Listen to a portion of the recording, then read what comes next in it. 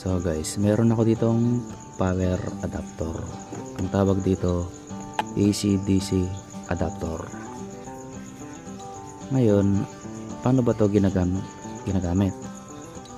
Kung titingnan natin yung input niya, meron siyang AC na ito. Yan. 110 volts hanggang 240 volts. Ibig sabihin, pwede siya sa 110, pwede sa 220. Yung output niya naman 12 volts DC at 5 ampere yung output current niya na maximum. Ngayon, kung halimbawa gagawa ka ng mga DIY sa inyo, meron ka mga load kagaya ng ganito mga ilaw, ito 12 volts din yan, o kaya meron ka mga DC motor. Ngayon, ang tanong dun, ilang ganito ba ang pwede nating kabit sa ganito? Kasi kung halimbawa meron kang 20 pieces na ito, ang tanong, pwede kaya siyang ilagay lahat dito? Ngayon, hindi yan porket 12 volts pwede kang magsakay ng marami, kahit ilan. So ititingnan mo rin itong output current niya na 5 ampere. Ito siya, lakayan natin konti para mas makita. So ayan na, 12 volts 5 ampere. Ang katumbas na ito sa milliampere ay 5,000 milliampere. Ito siya. Ang 1 ampere equivalent yan sa 1,000 milliampere. So kung 5 ampere to,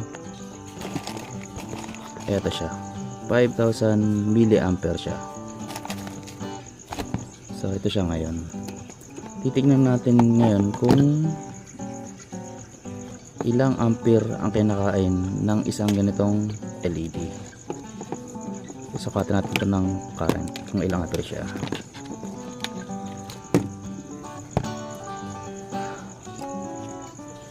So ipaplugin ko siya. Ito siya ngayon. Ipaplugin ko siya. Ayan. Kung nakikita nyo, nakailaw indicator niya. So may power na yun. Ngayon, ang nakalagay dito 12 volts output. Sukatin muna natin yung voltahe. So ito guys, nakaselect ako ng DC. So ito yung test probe. Siyempre negative sa negative, at itong isa yung positive. Tingnan natin yung voltahe niya. So ayan, kung nakita natin 12.38 volts. Ngayon, isasakay natin itong mga LED. Tingnan nyo, ito yung isang LED.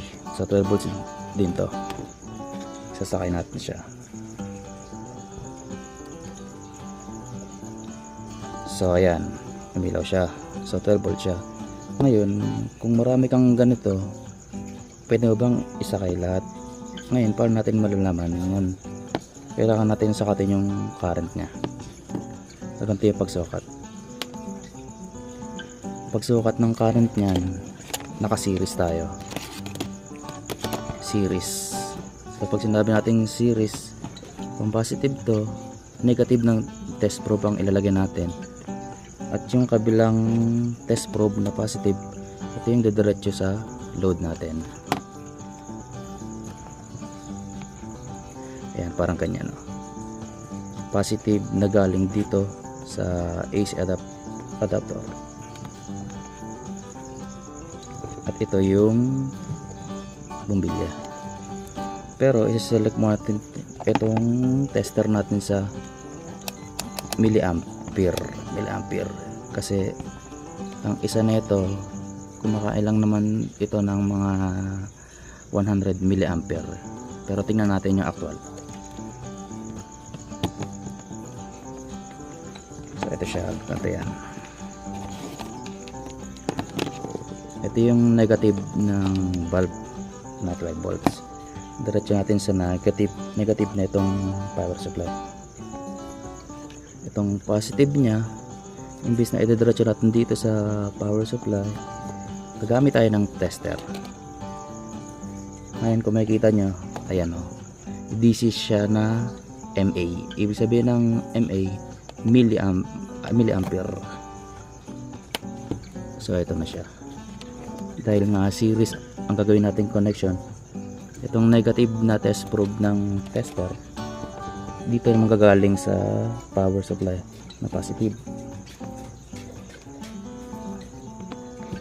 At ito namang isa na positive na test probe, papunta dito sa LED na positive. Tingnan natin yung maging sukat niya. So ayan, kung makikita natin 216 milliampere yung kinakain niya. Tingnan, dito sa digital tester walang problema dyan kung magkabaligtaran siya, dahil makikita natin yung reading niya, may negative na lalabas. So malalaman natin baliktad siya. Sa analog kasi hindi pwedeng baligtaran kasi masisira yung tester natin. So may dadaang tricycle wheel lang. So ayan, wala na, nakaalis na. So ngayon itatama natin para yung sukat natin positive makuha natin. Ayan, babaligtarin lang natin itong test probe, itong dalawa.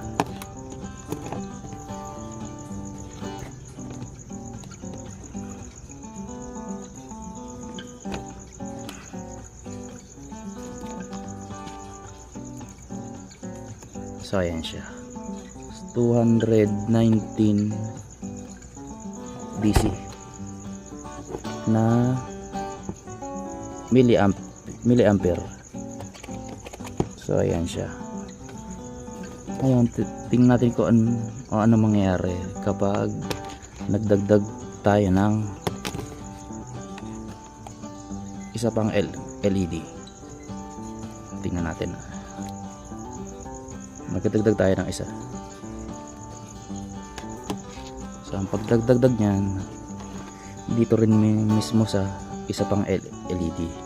So nakaparallel naman to sa positive niya at dito sa negative ng isa pang bulb. Ito. So ayan siya. So dalawa na siya. Tingnan natin yung current. So 376 milliampere na siya. So ngayon kung itong dalawa na to ay 376, ayan na, 382 milliampere. So kung yung power supply natin ay 5 ampere, ito kung makikita natin 5 ampere siya. Ayan, 5 ampere. So sa milliampere, ang katumbas niyan ay 5,000 milliampere. So bunutin ko muna siya para safety. So ayan, nakabunot na siya ngayon.